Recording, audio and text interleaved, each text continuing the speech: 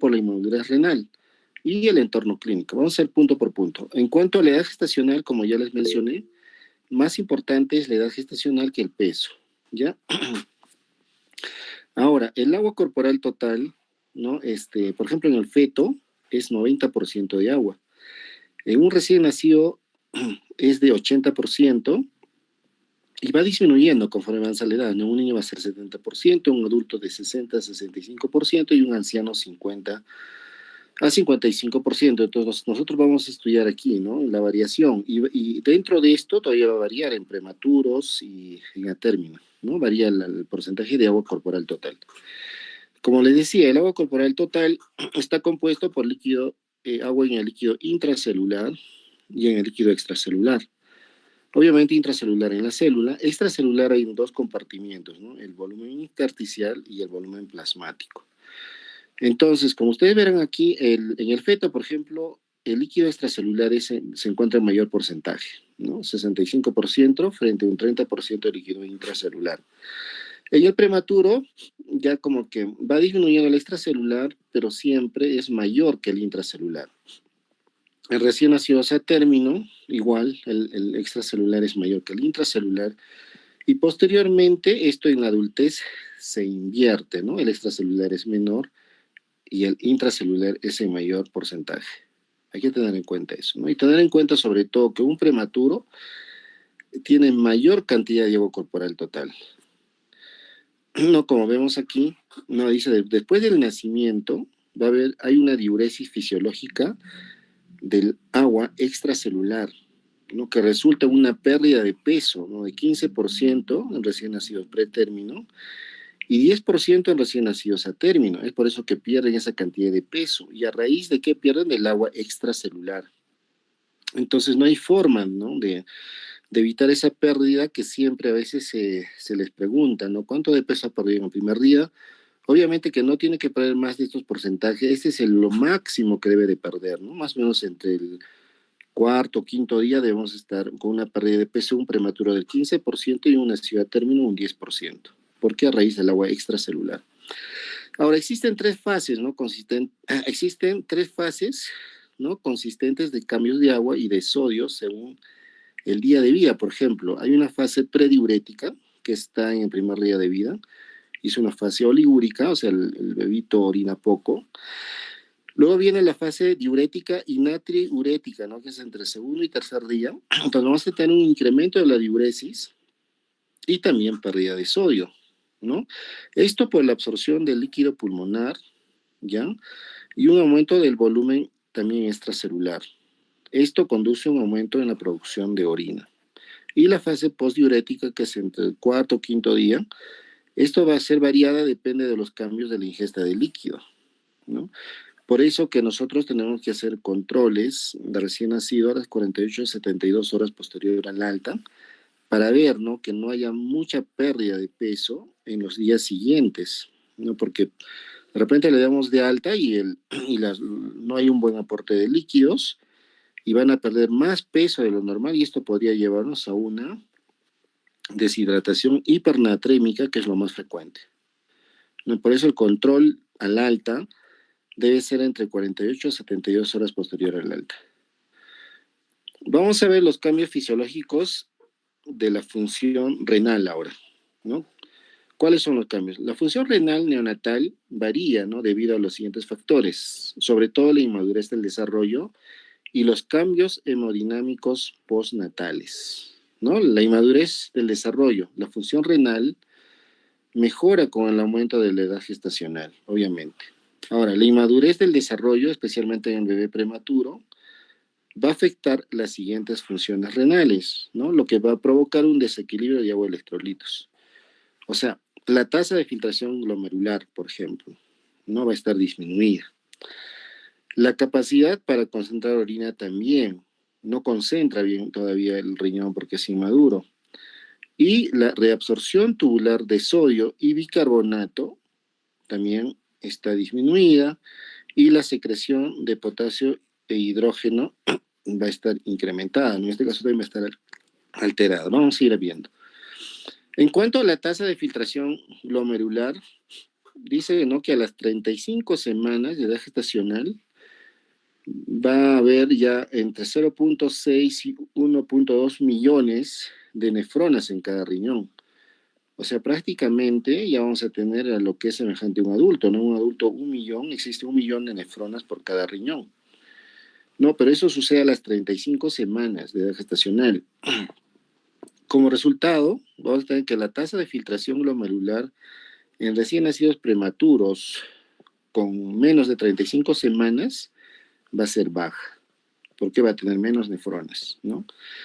Por ejemplo, un bebé a término tiene una tasa de filtración glomerular de 26 mililitros por minuto por 1,73 metros cuadrados, mientras que un bebé prematuro de 27 semanas va a tener 13,4. Obviamente que es mucho menor la tasa, ¿no? Ahora, la tasa de filtración glomerular se va a duplicar 2 semanas, a las 2 semanas de edad, a 54, o sea, prácticamente doble, ¿no?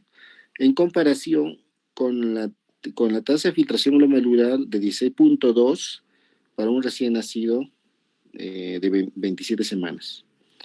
O sea, incrementa, pero no mucho, ¿no? Por ejemplo, en un término vamos a tener que duplica prácticamente, pero en un prematuro sube unos cuantos puntos, ¿no? De 13 a 16, ¿ya?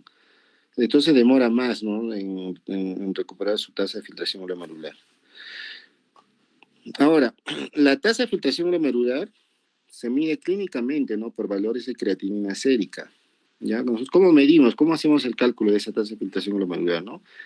Para eso tenemos que tomarle una creatinina, ¿ya? Al igual, ¿no?, que la tasa de filtración glomerular, la creatinina en sangre normalmente va a variar también con la edad gestacional y la edad postnatal. Al nacer, la concentración de creatinina sérica es la misma que la concentración de la madre, prácticamente, ¿no? Generalmente menos de 1 miligramo por decilitro. Y posteriormente ya va a disminuir, ¿no?, con el tiempo.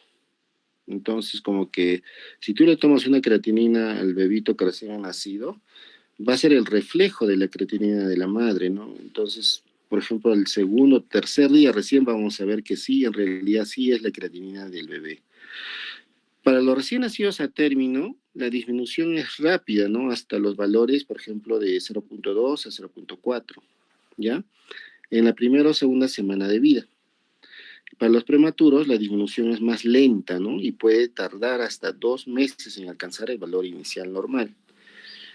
Ahora, en los recién nacidos pretérmino, el nitrógeno ureico en sangre, o sea, el BUN, no es un marcador fiable de la función renal o de la intolerancia a las proteínas, especialmente en los lactantes que reciben aminoácidos por vía parenteral. Ahora, hay una fórmula de Schwartz, ¿no?, para nosotros saber cuál es la tasa de filtración glomerular, que se basa en la concentración sérica de creatinina y en la talla del paciente. Ya, la fórmula está aquí, que es una constante multiplicada por la talla en centímetros, ¿no?, dividido por la creatinina plasmática en miligramos por decilitro. Entonces, haciendo esta K, ¿qué cosa?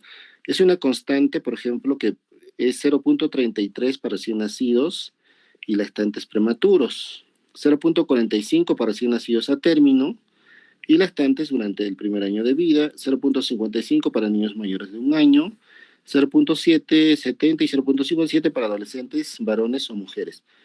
Entonces nosotros prácticamente recién nacidos y lactantes prematuros tendríamos que poner este 0,33, ¿no? Es para prematuros. Y para término 0,45, ¿no? En esta acá. Y la talla, bueno, va a ser del bebé y la creatinina también del bebé en ese momento, ¿no? Y con eso podemos hallar la tasa de filtración glomerular. Ahora, la concentración de orina, por ejemplo, ¿no? La concentración de orina es limitada en el recién nacido, ¿ya? La concentración máxima en orina que se puede alcanzar va a aumentar de 400 miliosmoles por kilo en los primeros días después del nacimiento a 1.200, ¿no?, miliosmoles por kilo al año de edad, ¿ya? Ahora, el riesgo de depresión de volumen aumenta debido a la incapacidad de concentrar al máximo la orina y a una mayor pérdida de las pérdidas insensibles. No, ¿por qué no puede concentrar la orina? Porque hay un gradiente osmótico medular limitado, o sea, a nivel de la médula del riñón. Y lo otro es de que hay una respuesta disminuida a la hormona antidiurética, ¿ya? O sea, la hormona antidiurética pues es la que retiene, ¿no? El líquido, ¿no? Y por lo tanto también sodio. Y al estar disminuida esta va a hacer que se vaya el agua, que se vaya el sodio y por lo tanto no vamos a tener una buena concentración, ¿no? Ahora, la capacidad de concentración va a madurar después del nacimiento, pero el ritmo de esta maduración es menor que en los bebés de menor edad gestacional. En cuanto al sodio, en el recién nacido, ¿no? La reabsorción máxima de sodio también está limitada. No se reabsorbe, ¿no? Debido a la inmadurez tubular y al desequilibrio túbulo-glomerular, que mejora, obviamente, con el aumento de la edad gestacional. Ahora, la reabsorción limitada de sodio se debe en parte a la menor capacidad de respuesta a la aldosterona, ¿no? Ustedes saben la aldosterona que actúa a nivel del túbulo colector, ¿no? Donde va a retener líquidos y también va a retener sodio. Entonces, al no estar funcionando adecuadamente, al haber una disminución en la respuesta, vamos a ver que se pierde, ¿no? Sodio y agua. Ahora, el transporte de sodio a través del riñón también depende, ¿no? De la bomba sodio-potasio ATPase, ¿no? Ubicada en la membrana vasolateral de varias secciones del túbulo y de los transportadores de membrana. Ahora, en el recién nacido, especialmente en los lactantes, no menores de 32 semanas, la expresión inmadura del desarrollo y la función de la bomba, sodio-potasio ATPasa, y los transportadores de membrana dan como resultado una disminución de la reabsorción de sodio. Y otro punto a favor, ¿no? En contra del sodio, ¿no? Que no hay una disminución por parte de esta bomba, ¿no? Ahora, como resultado, la fracción de excreción de sodio, que es el FENA, llega al 5% en los bebés prematuros de menos de 30 semanas, en comparación con el 2% en los bebés mayores y los niños. ¿Ya? Ahora, en cuanto al bicarbonato, por ejemplo, la reabsorción de bicarbonato en el túbulo proximal se reduce debido a la disminución de la expresión y la actividad de la bomba, ¿no? Sodio, potasio, ATPasa y la anhidrasa carbónica y el antiportador de sodio hidrógeno. Esto va a conducir a un umbral de reabsorción más bajo para el bicarbonato, ¿no?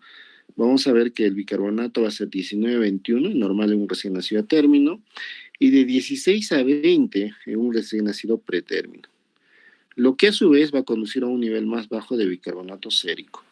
Entonces, si nosotros retomamos un AGA a un bebé, a un niño, por ejemplo, normalmente su bicarbonato está entre 24 más menos 2, ¿no? Pero en un lactante, para un neonato o un prematuro, vamos a tener que es normal y entre 18 y 24. En cuanto al potasio, igual. La excreción de potasio ocurre principalmente en el tracto gastrointestinal, ¿no es cierto? Saben ustedes. Y con solo aproximadamente el 10 a 15% es excretado en la orina, ¿ya? En el recién nacido, esta excreción va a depender en gran medida de la bomba, ¿no? Sodio potasio ATPasa.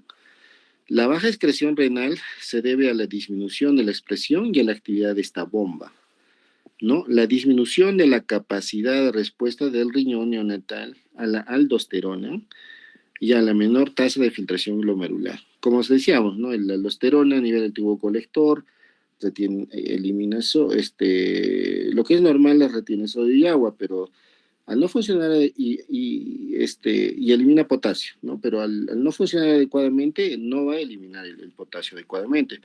Por lo tanto, vamos a tener valores más altos de potasio, ¿no? En la sangre, en los bebés. Por ejemplo, el bebé prematuro, que el normal es entre 4 a 6,5, ¿ya? Lo que estaría elevado en una persona mayor o un niño, ¿no? En un recién nacido, a término, por ejemplo, lo normal es de 3,7 a 5,9. En un niño, es 4,1 a 5,3 y mayor ya es igual, a 3,5 hasta 5. Si vemos la homeostasis del agua y electrolitos, es el equilibrio en cuanto a la homeostasis. El equilibrio de agua y electrolitos en un individuo sano va a depender principalmente de la función renal, ¿no? De la función renal, de la ingesta de líquidos y de las pérdidas, ¿no? Por ejemplo, hay varias cosas que juegan en contra. Por ejemplo, la incapacidad de acceder de agua de forma independiente. No tenemos que darle nosotros el líquido. La inmadurez de la función del riñón neonatal que hemos hablado. Y vamos a tener que ver el aumento de las pérdidas insensibles de agua, ¿no? Es todo eso que va en contra, ¿no? Cambios postnatales normales en los componentes del agua corporal y vamos a ver la magnitud de la diuresis también postnatal, ¿no? Todo eso tenemos que tener en cuenta para hacer nuestro balance. Las fuentes de pérdida de agua, vamos a tener dos, que son las pérdidas insensibles, que se da a través de la piel y los pulmones, y las pérdidas sensibles, ¿no? Que es a través del riñón, en mayor cantidad, y es lo normal. En las heces también, a veces hay drenajes gástricos que tenemos que considerar como pérdidas, o ileostomías o toracostomías, ¿no? En cuanto a las pérdidas insensibles, vamos a ver que por piel se pierde un 70%, ¿no? Es excesivo en bebés, inclusive con los que tienen menor peso, pierden más, o extremadamente prematuros, ¿no? Porque tienen una piel muy delgada, muy inmadura, y tenemos que tener en cuenta que la capa córnea madura todavía a los 10 días de edad, y ahí van a comenzar a disminuir recién las pérdidas insensibles por piel, ¿no? Ahora, la proporción del área de superficie a volumen relacionada con el peso corporal aumenta, ¿no? Con la disminución de la edad gestacional, lo que también va a aumentar las pérdidas de líquidos, ¿no? Por eso debemos usar calentadores. No, perdón, también los calentadores radiantes van a hacer que pierdan, ¿no? Líquidos, dispositivos de fototerapia, emisores de calor. Algunos dispositivos, porque actualmente ya usamos luces LED en fototerapia que no hace que no haya esta pérdida, ¿no? Que no genere calor, por lo tanto no pierda mucho por pérdidas insensibles. Por el sistema respiratorio también hay pérdidas insensibles, ¿no? Pero es un 30%. Esto más que todo tiene que ver con la frecuencia respiratoria. En los recién nacidos prematuros, ¿no? La pérdida de agua por la piel, bueno, por la piel es mayor que por la parte respiratoria. Ahora, las pérdidas insensibles, hay fórmulas, ¿no? Para ver, por ejemplo, en niños de entre 750 y 1 kilo, va a perder 64 mililitros por kilo por día, esto es para hacer nuestros cálculos, ¿no? O 2.6 mililitros por kilo por hora, si queremos hacer balances de horas. Este es en 24 horas prácticamente, por día. Y así, ¿no? Por ejemplo, en un niño prematuro, vamos a ver aquí en la tabla que son mayores, porque es 2.6 por mililitro por kilo por hora, y conforme va incrementando el peso, vamos a ver que disminuye, ¿no? Las pérdidas insensibles. Por ejemplo, en niños de entre 2 kilos y 3,250 es 0.8, ¿no? Incluso si son más grandes, hasta 0.5, ¿no? Mililitros por kilo por hora. Ya las pérdidas insensibles. Ahora, bueno, la intensidad, ¿no? De las pérdidas insensibles se va a relacionar inversamente con el peso de nacimiento, ¿no? A menor peso va a haber mayor pérdida insensible, con la edad gestacional y la edad postnatal también. Y directamente vamos a tener con la temperatura corporal. A mayor temperatura, mayor pérdidas insensibles. A mayor intensidad del metabolismo, mayor aporte nutricional, mayor flujo sanguíneo y mayor actividad física, va a haber mayor pérdida también, ¿no? ¿Qué factores incrementan las pérdidas insensibles? ¿No? Por ejemplo, el aumento de la frecuencia respiratoria. También malformaciones quirúrgicas, ¿no? Por ejemplo, la gastrosquisis, sobre todo. Defectos del tubo neural. Hay que tener en cuenta nosotros cuando hidratamos un bebé o queremos trasladar, digamos, a un lugar un niño con gastrosquisis, tenemos que tratar de cubrir ese defecto con gasas y apósitos este, empapados, ¿no? En cloruro para que no pierda, pero a pesar de eso tenemos que darle nosotros más volumen de agua. Por ejemplo, se le da el doble, ¿no? A un niño que tiene gastrosquisis. Si empezamos con 70 mililitros por kilo, en este niño le damos hasta 140, hasta 160, ¿no? El primer día ya, ¿no? Por las pérdidas. El aumento de la temperatura corporal también incrementa las pérdidas insensibles, ¿no? Dice, por cada grado incrementa un 30% de pérdidas insensibles. El uso de cunas de calor radiante y fototerapia con luz blanca, ¿no? 50% de pérdidas, aumento de pérdidas insensibles, pero hay que tener en cuenta que con luces LED no hay pérdidas insensibles, ¿no? Las que tenemos actualmente. Y también con incremento de la actividad motora, el llanto, ¿no? También incrementa un 50-70% las pérdidas insensibles. Ahora, ¿cuáles son los factores que nos van a disminuir las pérdidas insensibles? Por ejemplo, poner una incubadora de doble pared, ¿no? Que nos va a disminuir un 30%. Cubiertas de la piel podemos poner con bolsas de polietileno en prematuros extremos, que nos va a disminuir un 50%. ¿No? También la humedad en la incubadora que le colocamos, ¿no? Le colocamos una humedad en prematuros, por ejemplo, 80%, ¿no? O 70%. Y la ventilación mecánica, que también es un factor, ¿no? Porque viene, los tubos de ventilación mecánica vienen con humidificadores, ¿no? Con lo cual nos va a disminuir también las pérdidas insensibles.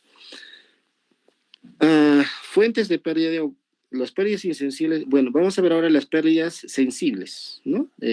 Por ejemplo, por riñón. El flujo urinario en un recién nacido a término, lo normal es de 1 a 5 mililitros por kilo por hora. Y un prematuro, lo normal es de 0,5 a 5 mililitros por kilo por hora. El primer día el volumen urinario es bajo, ¿no? Puede ser menos de 1 mililitro por kilo por hora, pues ya que estamos en la fase oligúrica, que es normal, ¿no? Y después de las 24 horas la producción de orina va a incrementar, ¿no? Por las otras fases. En cuanto a las deposiciones, ¿no? En condiciones normales son escasas, puede ir de 5 a 10 cc por kilo por día. Hay que tener en cuenta en caso de diarreas, que tengan estomas, en caso de succión nasogástrica o mejor dicho, sondas, ¿no? Nasogástricas que a veces se le coloca y por donde salen residuos, ¿no? En bebés que tengan alguna patología.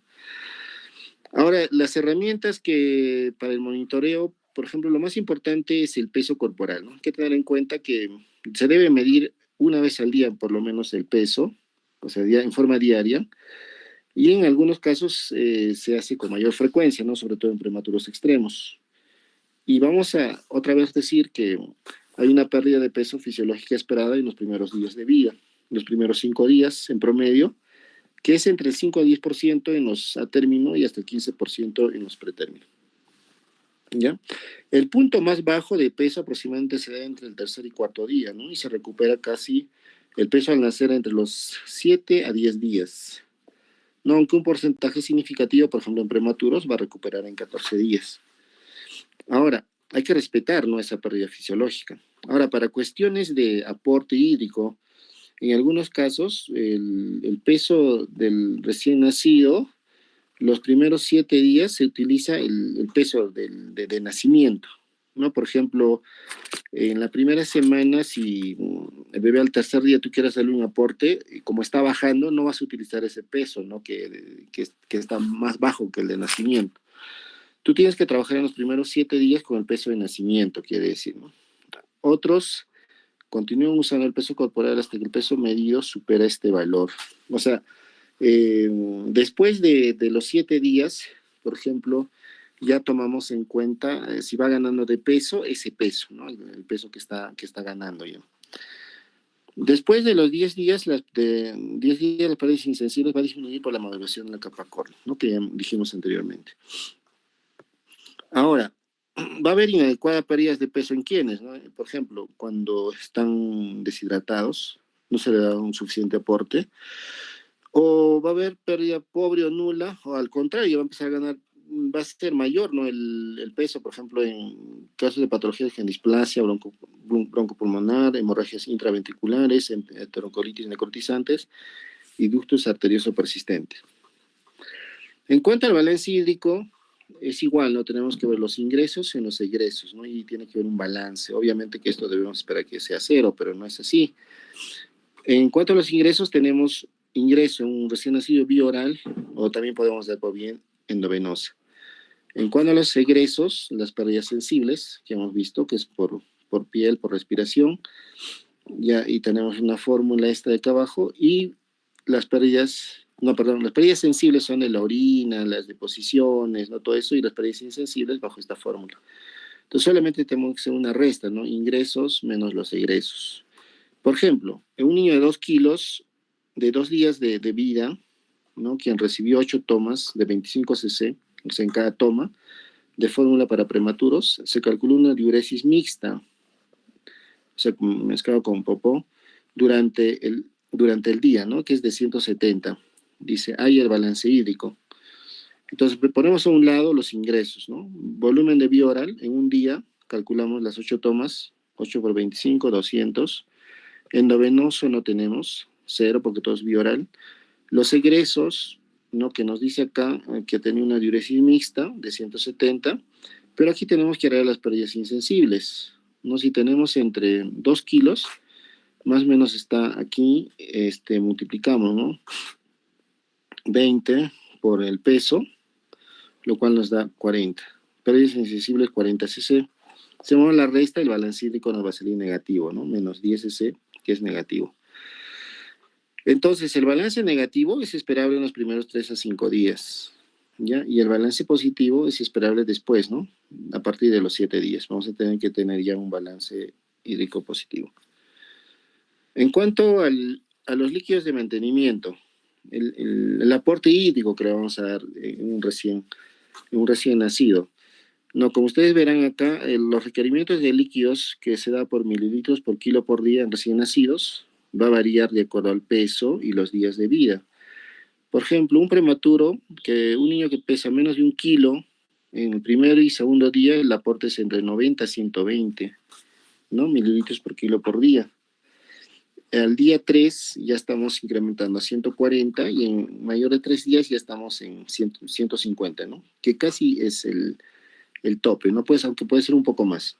Y así va incrementando. Por ejemplo, mejor dicho, a mayor peso, el aporte es menor, ¿no? Un niño mayor de 2 kilos, el primer día solo es podemos dar entre 60 a 80 por kilo, ¿no? En el día 3 estamos en 100 mililitros por kilo y al día mayor del día 3, entre 140 a 160 ya tenemos que estar dando con los aportes. No, en forma práctica, por ejemplo, para un niño pretérmino, el primer día le damos 80 y a un término 70 mililitros por kilo por día. Y de ahí vamos aumentando de 20 en 20 por día, ¿no? Hasta que en el día 5 vamos a estar dándole ya su volumen casi tope, un pretérmino que es 160 y un término que es 150. Eso también hay que tener en cuenta, ¿no? Si es cardíaco, tiene un problema renal, no le vamos a aumentar de 20 en 20, pues no le podemos aumentar de 10 en 10. O sea, hay mucha variación de acuerdo a la literatura que ustedes lean, ¿no? Este es el up to date y esto es lo que nosotros hacemos en forma práctica. Ahora, ¿qué peso podemos usar? Como les dije, ¿no? Si es menos de una semana, trabajamos con el peso de nacimiento. Así disminuye el peso, no vamos a disminuir, porque si nosotros trabajamos con el peso de cada día que va disminuyendo, le vamos a dar menos aporte, ¿no? De líquidos. En mayores de una semana ya trabajamos con ese peso que va ganando, ¿no? Ahora dice aquí máximo enteral, o sea, si damos por vía oral podemos llegar hasta 180 inclusive, ¿no? Y por vía parenteral solo hasta 150 o hasta 160 mililitros por kilo por día. Vamos a hablar en cuanto a la dextrosa, ¿no? El aporte nosotros damos dextrosa para dar un volumen de infusión de glucosa, ¿no? Que es la fórmula que ya les expliqué anteriormente a algunos, que es la concentración de dextrosa multiplicado por el volumen por kilo de peso y entre 144. Ya, ¿qué es lo que hace la dextrosa? Evita la hipoglicemia, obviamente, y disminuir el hipercatabolismo, ¿no? El VIG, el volumen de infusión de glucosa, es de 4 a 6 miligramos por kilo por minuto el primer día, ¿no? Los recién nacidos pretérmino extremadamente prematuros, los más chiquitos, son intolerantes a la glucosa, ¿ya? Por lo tanto, vamos a tener que darle VIG, menor VIG, ¿no? O a veces incluso dándole poco VIG, se elevan tanto que tenemos que recurrir a administrar insulina, ¿ya? Por ejemplo, dice máximo de VIG a término entre 8 a 10, un recién nacido, pretérmino de 10 miligramos por kilo por día y un extremadamente prematuro hasta 12 miligramos por kilo por minuto, ¿no? Las dextrosas que usamos tenemos entre el 5% y 10%, vamos manejando esto de acuerdo a nuestro VIG que buscamos, ¿no? Y máximo deben saber por vía periférica se puede pasar hasta 12.5%, ¿no? De dextrosa. Mayor de esto ya tenemos que colocar un catéter umbilical, un catéter percutáneo, ¿no? Una vía central también. ¿Por qué? Porque tiene mucha osmolaridad y se puede, podemos producir quemadura, ¿no? De los vasos periféricos. Por ejemplo, ¿no? Un recién nacido pretérmino que dice de 2 días de vida, otra vez, ¿no? Con mismo, de peso al nacer de 2 kilos, intolerancia a la vía oral, ¿no? Por cualquier factor. Entonces, ¿qué tenemos que darle? Tenemos que darle dextrosa, ¿no? Y ese rato tiene una glucosa de 30, está bajo, ¿no? Entonces, ¿qué hacemos para eso? Empezamos siempre con un VIG de 6 mililitros por kilo por minuto. Entonces ponemos VIG de 6, vamos a calcular qué dextrosa le vamos a poner, ¿no? Entonces, si estamos al segundo día, le daremos 100 mililitros por kilo por día, o sea, 100 mililitros por kilo sería 100, y 144 que es el dato que tenemos, ¿no? Entonces, si hacemos esta federación, la dextrosa que tendríamos que estar poniéndolo a este niño para darle un VIG de 6 sería 8.5%. En cuanto ahora al aporte de electrolitos, vamos a ver, ¿no? Electrolitos me refiero al sodio y al potasio. El requerimiento de sodio puede ser de 2 hasta 5 miliequivalentes por kilo por día y del potasio entre 1 a 3 miliequivalentes por kilo por día. No, nosotros aquí realmente en la mayoría de hospitales de aquí de Puno, en Lima también, pero en algunos tienen otra concentración, ¿no? Manejamos el cloruro de sodio al 20%. En estas ampollas de cloruro de sodio al 20%, un mililitro tiene 3.4 miliequivalentes, en este caso de sodio, ¿no? Y el cloruro de potasio, el calium, que es al 20%, en un mililitro viene 2.7 miliequivalentes de potasio. Eso tenemos que tener en cuenta, ¿no? Para dar nuestros aportes. Otra vez con el mismo bebé, ¿no? Pretérmino de 2 días, de 2 kilos, con intolerancia bioral, en glucotés 30, bueno. Ya le hemos dado el 8.5% de dextrosa. Ahora, ¿cuánto estamos al...? Hay que tener en cuenta que también que en el primer día no se debe dar el sodio ni potasio, ¿no?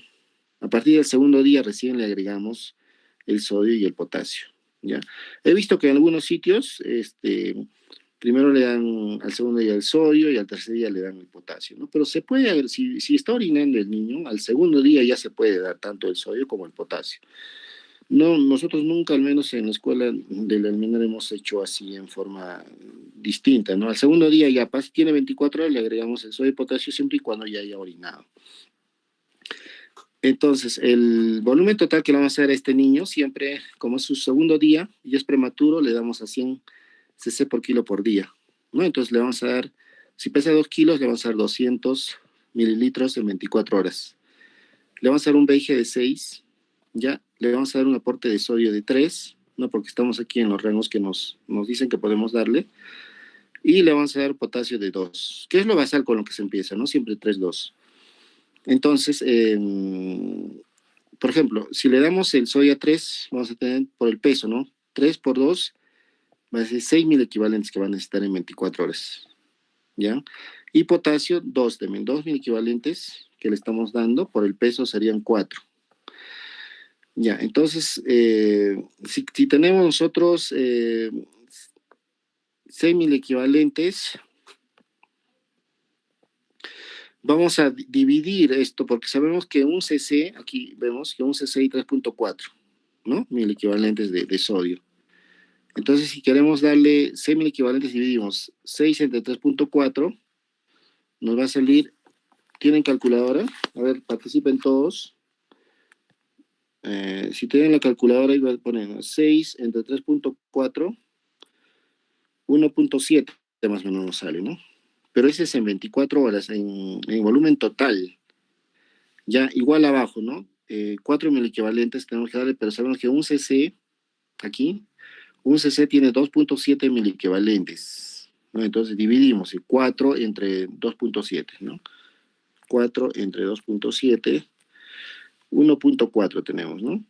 Pero eso es en el volumen total, recordemos que estamos hablando de 200 mililitros, pero nosotros tenemos que indicar en un volumen de 100 mililitros. O sea, por ejemplo, acá no le puedo poner 1.4, ¿no? Tengo que hacer para 100. Y aquí coincidentemente, ¿no? Si le damos 200 en 24 horas, va a ser, y le estamos preparando por 100, vamos a tener que darle la mitad, ¿no? Por ejemplo, en el caso del potasio, nos sale 1.48, dividimos entre 2, 0.7.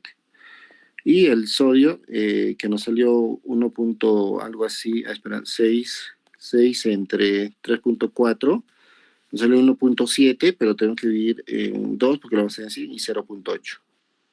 ¿No? Porque estamos preparando en sí. ¿Por qué preparamos en 100? ¿No? ¿Por qué no le damos todo? ¿Por qué? Porque nosotros en el Volutrol que manejamos, solamente la enfermera prepara en 100 mililitros, nada más. O sea, no prepara en 200 o en 300 de acuerdo al peso. Entonces tenemos que sacar del todo, hacer nuestra regla de 3 y calcular en 100 cuánto vamos a poner de sodio y cuánto vamos a poner de potasio. ¿Ya? Eso va a una práctica poco a poco y no es tan difícil. En las prácticas también, si tienen alguna duda, me consultan. En cuanto a los electrolitos, debemos tener en cuenta, ¿no? Los electrolitos de mantenimiento generalmente no se administran antes de las 24 horas de vida, ¿no? Debido al estado de volumen relativamente expandido y a las pérdidas isotónicas normales durante los primeros días de vida. Después de que se haya producido la diuresis normal para los lactantes que reciben líquidos parenterales, los electrolitos se administran a nivel de mantenimiento requerido, que es de 2 a 5 miligramos por kilo de sodio y 1 a 3 en caso de potasio. Debe reponerse también las pérdidas de electrolitos y líquidos si es que tenemos a un niño con drenaje gástrico, con ileostomía, ¿no? Normalmente le reponemos, ¿no? Con cloruro de sodio, con suero fisiológico, de acuerdo a las pérdidas, ¿ya? Realizar mediciones seriadas de electrolitos los primeros 7 días. Es lo que recomiendo, ¿no? Generalmente no le hacemos en forma diaria, pero más o menos al tercer día le medimos el sodio, el potasio, y si tiene alguna alteración ya le hacemos seguimiento, pero si está normal ya lo dejamos ahí, ¿no? Vamos a hablar un poco sobre hiponatremia, ¿ya? En la hiponatremia se considera cuando el sodio está menos de 135, ¿verdad? Entonces tenemos leve, si se encuentra entre 125 a 135, moderado entre 120 y 125 y severo cuando es menos de 120, ¿no? Entonces tenemos una hiponatremia, ¿no? Y que también tenemos que medir la osmolaridad, ¿no? La osmolaridad normal está entre 270 y 290 miliosmoles por kilo. Y la osmolaridad plasmática podemos hallar con las siguientes fórmulas, o sea, el sodio, tenemos que tener el sodio, el valor de sodio, multiplicamos por 2, tenemos que tener la glucosa, dividimos entre 18, y la urea entre 6, ¿no? Haciendo esta operación, tenemos el valor normal de la osmolaridad en ese niño, que lo normal es entre 280 y 310 milimoles por litro. Entonces, si tenemos una hiponatremia, hallamos la osmolaridad, ¿no? Y si la osmolaridad es baja, ya nos vamos a que puede ser una hiponatremia hipovolémica, normovolémica o hipervolémica. Si la osmolaridad es normal, puede ser una pseudohiponatremia, y si la osmolaridad es alta, puede ser por hiperglicemia o por uso de manitol. Entonces nos vamos acá, ¿no? En caso de hiponatremia hipervolémica, se puede deber a pérdidas renales, no a pérdidas extrarrenales también. Por ejemplo, renales, uso de diuréticos, diuresis osmótica, insuficiencia suprarrenal, nefropatía perdidora de sal, síndrome de perdidora de sal cerebral, cetonuria, bicarbonoturia, ¿no? En caso de pérdidas extrarrenales, por ejemplo, gastrointestinales, ¿no? Vómitos, diarreas, sondas, fístulas, sudoración excesiva, pérdida de sangre, que haya un tercer espacio, ¿no? Como obstrucciones intestinales, peritonitis, pancreatitis, en este caso, por ejemplo, una enterocolitis necrotizante que es en recién nacidos, ¿no? Y entonces, cuando tenemos, por ejemplo, si tenemos una hiponatremia leve, hiponatremia leve o moderada, podemos dar el aporte de sodio, el tratamiento por vía oral, no sea vía enteral, ¿no? Junto con la lechecita. Le damos entre 3 a 5 miligramos por kilo por día. O sea, esa ampollita que viene al 20%, le podemos dar en esa cantidad de acuerdo al peso y por toma, por vía oral, ¿no? Pero si tenemos que es severa, ya menos de 120, tenemos que darle por vía endovenosa, o sea, darle un reto, no un reto de sodio que le llaman. Primero, obviamente, que lo hidratamos, que le damos un bolo con cloruro de sodio al 0.9%, ¿no? Y luego le damos el reto con cloruro de sodio al 3%, ¿no? Y le pasamos entre 18 a 24 horas. Ya, ¿y cómo nosotros podemos preparar al 3%? Hacemos una mezcla de cloruro de sodio al 0,9%, que es 8,9 mililitros, con cloruro de sodio al 20%, 1,1. O sea, todo esto va a ser 10 mililitros. Y esta mezcla ya nos da un cloruro de sodio al 3%, ¿no? Donde un mililitro va a tener 0,5 miliequivalentes, ¿no? De sodio. Ya, entonces vamos a utilizar esta fórmula, ¿no? Para hacer el reto. Sodio ideal menos el sodio actual multiplicado por peso y por 0,6, que es el agua corporal total. ¿Ya? Ahí. Ya, ese es en cuanto a la hiponatremia. La hiponatremia, por ejemplo, hipovolémica, como les decía, puede ser por pérdida de sodio, por orina, deposiciones gastrointestinales.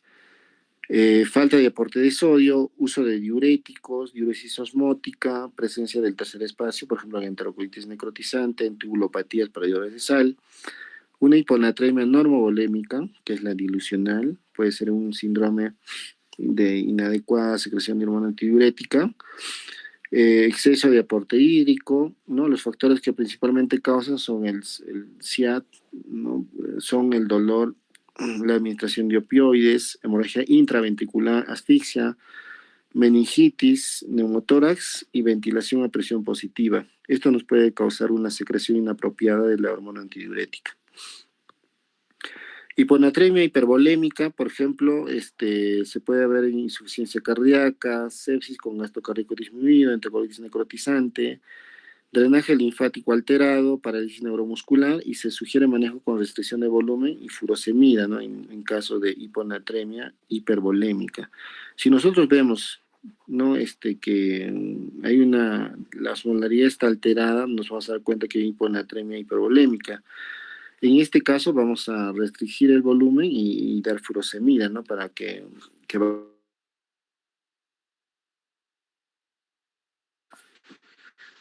en el caso de las hipernatremias, ¿no? Lo contrario, se dice hipernatremia cuando el sodio sérico está mayor de 150 miliequivalentes por litro. Ya, tratar la hipernatremia, dice como medida específica en general si el sodio es más de 160, ¿no? Evaluar cada caso individual, usar para los cálculos el peso actual. Normalmente ustedes van a ver la hipernatremia en niños, ¿no? Que no les dan suficiente cantidad de leche, ¿no? Los días que están en los primeros días que van a casa, a veces se ensañan, ¿no? En que la leche materna es la lactancia, ¿no? Exclusiva. Y algunas mamás, pues, no lo hacen, las primerizas sobre todo, ¿no? No le dan la importancia, o de repente se quedan dormidos, ¿no? Y no lo despiertan y dicen, no, mi hijito está durmiendo, es tranquilo, ¿no? Pero en realidad no deben de dejar de lactar más de 3 horas. No hay que decirle siempre a las mamás en las primeras semanas de que tienen que ser cada 3 horas, así esté durmiendo, tienen que despertarlo, que lacte, ¿no? Y en caso de que no lacte adecuadamente o siente que no orina, no decirle que le pueden apoyar con una fórmula en los primeros días y luego ya conforme vaya produciendo leche la mamá en mayor cantidad, ya le van retirando poco a poco el apoyo y lo dejan con leche materna, ¿no? Bueno, en estos casos generalmente sucede, ¿no? Las deshidrataciones hipernatrémicas, ¿ya? Las causas también igual, ¿no? Los tipos son hipernatremia hipovolémica, ¿no? Causas, secundaria pérdida de agua y sodio, este, principalmente de agua, ¿no? Por eso se manifiesta como hipernatremia. La pérdida de sodio puede ser renal o por la piel en casos de alteración importante de la barrera dérmica, por ejemplo, el síndrome de Netherton, o por déficit de la antidiurética en diabetes insípida, ¿no? Secundaria a hemorragia intraventricular, ¿ya? El tratamiento es de acuerdo, ¿no? Si hay una deshidratación severa y está en shock, si hay una deshidratación moderada o si la deshidratación es leve. Cuando la deshidratación es severa, tenemos que darle bolos, ¿no? Como de entre 10 a 20 mililitros por kilo de suero fisiológico, ¿no? Luego que mejore la hidratación en 12 horas, según pauta de hidratación moderada, con solución glucosalina. Y luego ya tenemos que darle un aporte, ¿no? Que puede ser al medio o al tercio, de acuerdo a de acuerdo a la cantidad de sodio, ¿no? Si hay una deshidratación moderada, ya no se le da el bolo, solamente le hidratamos con dextrosa, pero tenemos que colocarle sodio. Tienen que tener en cuenta de que algunos pensarán, ¿no? Pero si tiene hipernatremia, entonces no le doy sodio, dicen, ¿no? No, el sodio está tan alto, por ejemplo, está más de 160, 170, 180, entonces, y la osmolaridad y el sodio normalmente en la sangre estamos hablando de 150, ¿no? Normal. Entonces, si le dejas de dar, le bajas tan rápido el sodio que puede causar problemas neurológicos, ¿no? Entonces tienes que darle, tenemos que darle, ¿no? Inclusive los bolos, por ejemplo, aquí hablamos, pero ¿por qué le dan, si está hipernatrémico, ¿por qué le damos bolos con cloruro de sodio? Se preguntarán, ¿no? Pero eso es algo que tenemos que hacer para no bajar rápido, porque tenemos que bajar el sodio de día a día entre 10 hasta 12 máximo. No podemos bajar rápido, ¿no? Y por lo tanto tenemos que dar aportes de sodio, incluso al uno normal o al medio normal, que es dándole la mitad, ¿no? 77. Y en deshidrataciones leves, pero si son leves, o sea, incluso solamente manejamos con vía oral, ¿no? Con leche y le vamos bajando poco a poco. Ya, hipernatremia normovolémica, en este caso, por déficit de agua libre, y hay fórmulas para calcular el agua libre también. Ya, ese es un poco más, digamos, más complicado, ¿no? Para ustedes, pero tienen que tener en cuenta eso. Y la hipernatremia hipervolémica, ¿no? Causa secundaria aporte excesivo de fluidos isotónicos, hipertónicos, especialmente en la fase de gasto cardíaco comprometido, ¿no? Se sugiere manejar con diuréticos, como decía, y restricción de volumen y de sodio.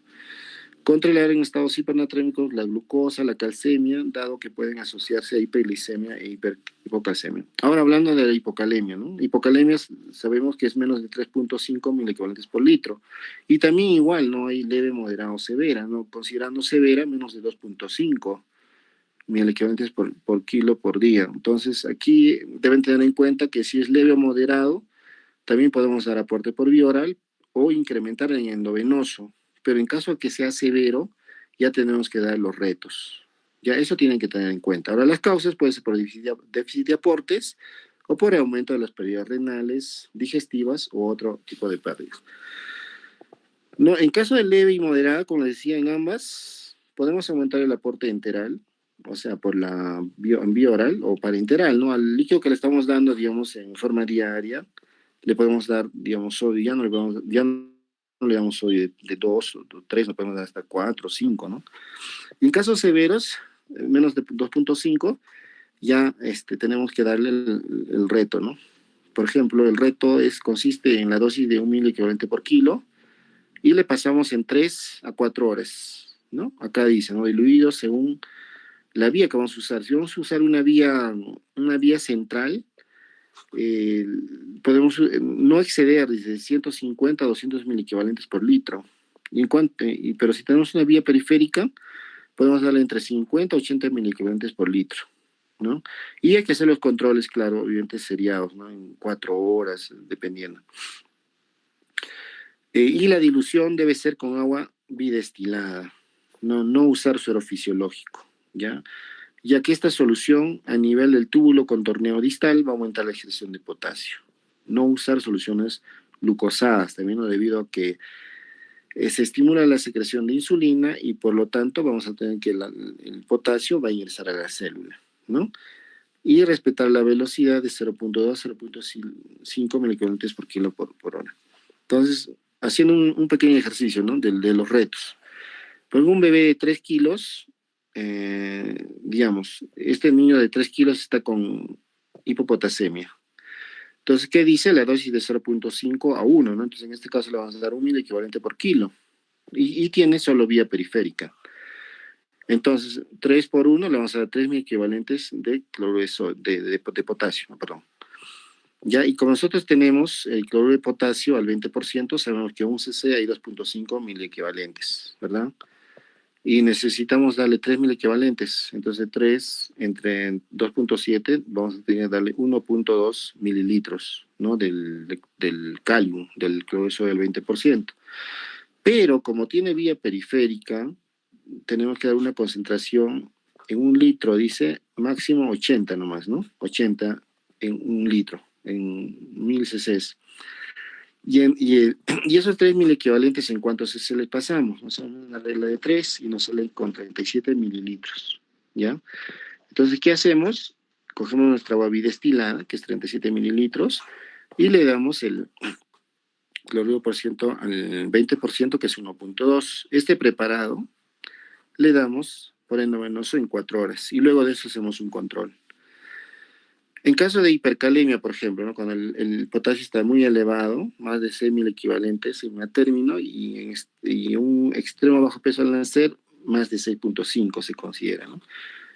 Vamos a considerar en tratamiento si el potasio es mayor de 6.5 con alteraciones del EKG, ¿no? Tendencia a aumentar en el control, o con potasio más de 7 con o sin alteraciones en el electrocardiograma. Ahora, las causas, ¿por qué pueden ser, no? Prematurez, por ejemplo, los de extremo bajo peso al nacer, dado por la inmadurez de la bomba, que habíamos visto a un inicio, sodio potasio de la membrana, especialmente en prematuros extremos, ¿no? Por inmadurez. Por compromiso de la función renal y por exceso de aportes podemos tener, ¿no? Una hipercalemia. El tratamiento, primero, ¿qué debemos hacer? Suspender el potasio, ¿no? Tenemos que hacer el monitoreo cardiorrespiratorio, un electrocardiograma, ¿no? Hay que hacer control seriado de electrolitos y gases arteriales cada 2 a 4 horas, ¿ya? ¿Qué hacemos luego? Damos una protección de membrana, ¿no? Antes de usar el bicarbonato, debemos usar gluconato de calcio, el 10%, ¿no? Un cc por kilo, endovenoso lento, ¿no? Pudiendo repetirse esto. Luego de eso, tenemos que alcalinizar, ¿no? Para que el potasio se meta a la célula. Entonces, usamos bicarbonato de sodio, 1 a 2 micromoles por kilo, ¿no? Y si digamos después de eso no disminuye, podemos utilizar furosemida, ¿no? 1 miligramo por kilo, obviamente si tiene la función renal adecuada, ¿no? Y si a pesar de esto no cae, podemos utilizar insulina, ¿no? En solución glucosada.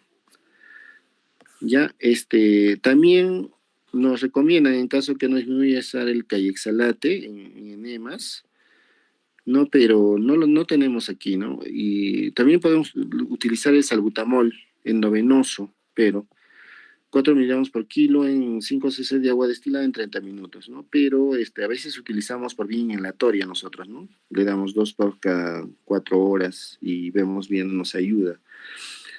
El albuterol inhalado también acá, como dicen, ¿no? Que es el salbutamol, 400 microgramos por dosis, cada 2 horas hasta que baja el nivel de potasio, máximo 12 dosis. Y en hipercalemia refractaria, usar infusión de insulina y de salbutamol, ¿no? Que exhalate en enema, 1 gramo por kilo cada 6 horas, si es necesario, agregado a lo anterior. Y si no baja y está muy elevado y está causando problemas en el EKG, ya diálisis al último, ¿no? Bueno, en cuanto a ejercicio, por ejemplo, hay un paciente de pretérmino de 7 días de edad con peso de 2 kilos, con diagnóstico de NEC2, lo mantenemos en ayuno, cuenta con vía periférica nada más, se revisa control de electrolitos séricos y vemos que el sodio está en 118, ¿no? Un sodio menos de 125 y es severo, ¿no? Tenemos que dar un reto. Y un potasio de 2, o sea, menos de 2.5 también. ¿Cuál es el diagnóstico? Bueno, era para que salga después, ¿no? Pero ya salió. Hiponatremia e hipocalemia severa. ¿Cómo le indicaríamos el aporte endovenoso? O sea, ¿qué le daremos? Primero, retos, ¿no es cierto?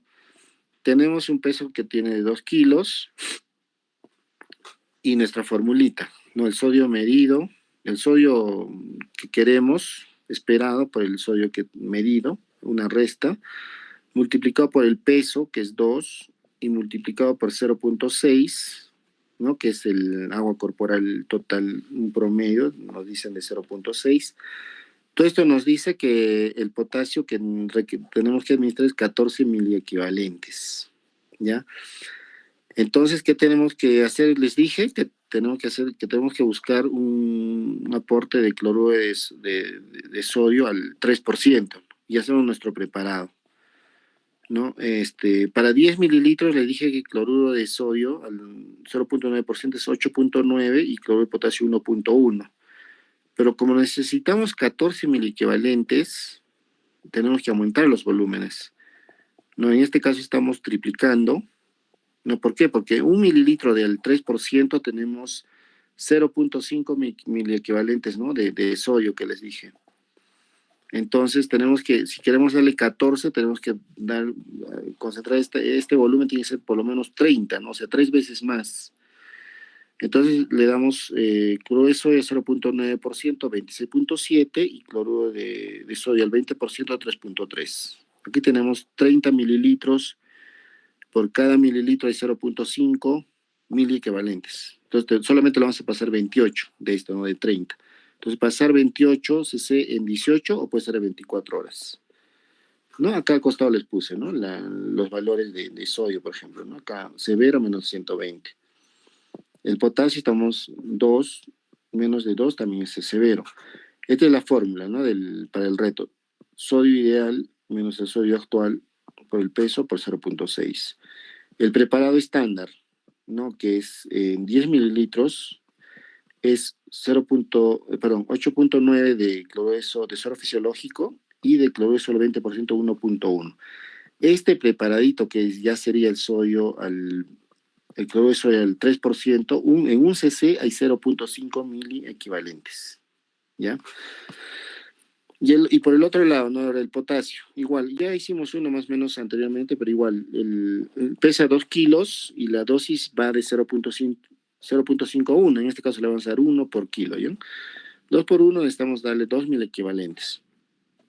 Igual hacemos nuestra regla de 3, ¿no? Entonces, si en un cc hay 2,7, en 2.000 equivalentes va a haber en 0,7 mililitros, ¿no? Del cloruro del 20%. Como es vía periférica, vamos a dar en 1 litro 80.000 equivalentes. Como tenemos que pasarle 2.000 equivalentes, ¿en cuánto de volumen vamos a pasarle? Entonces nos salen 25 mililitros. Usamos agua destilada, no utilizamos suero fisiológico, no utilizamos dextrosa, agua destilada. En ese volumen, ¿no? 25 mililitros y le damos 0,7 de cloruro de potasio, el 20%. Y esto lo pasamos en 4 horas, ¿no? Esos son los retos de sodio y de potasio. Obviamente para que tengan una idea, ¿no? Es bien difícil que esto lo van a hacer en la práctica, digamos, de su CERU, ¿no? Eso es más que todo para especialidad, pero para que tengan un conocimiento cómo se maneja esto de los electrolitos. Bueno, chicos, si no se han aburrido o tienen alguna duda, lo pueden hacer ahora.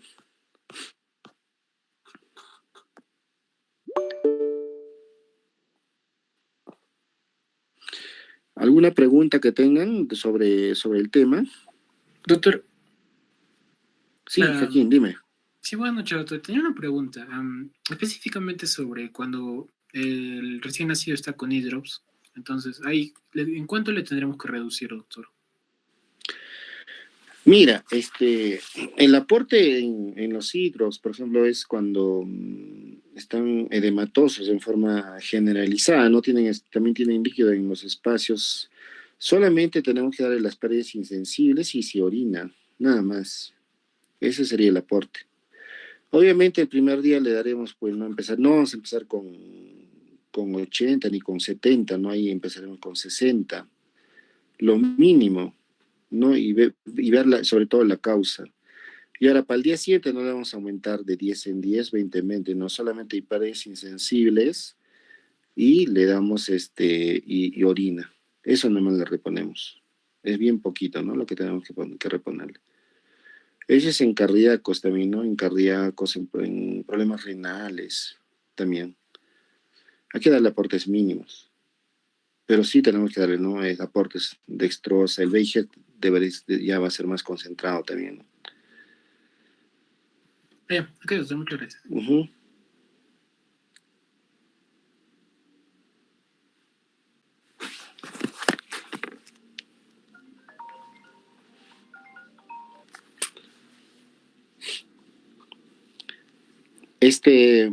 La primera parte no está tan difícil, ¿no? La parte de las hiponatremias, eso léanlo, les voy a pasar el resumen al delegado, ¿no? A Giampiero ya le pasó, es más, para que comparta con ustedes.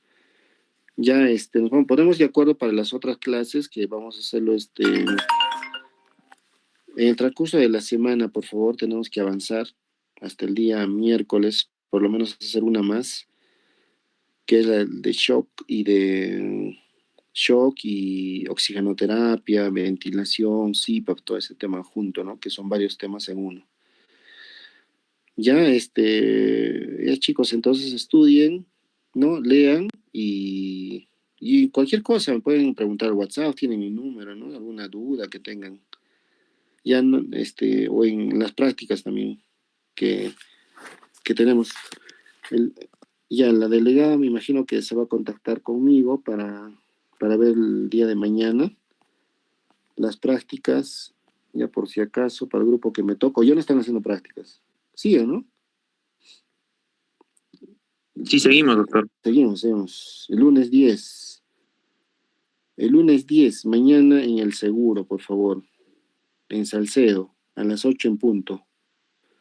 ¿Ya? Ya, listo, con el grupo que me tenga. Mañana en Salcedo, a las 8. Listo, listo, chicos. Si no tienen más preguntas o dudas, damos por finalizado la clase. ¿Ya? Entonces nos vemos la próxima clase. Ya coordinamos con Jean-Pierre. Chao. Chao, chicos.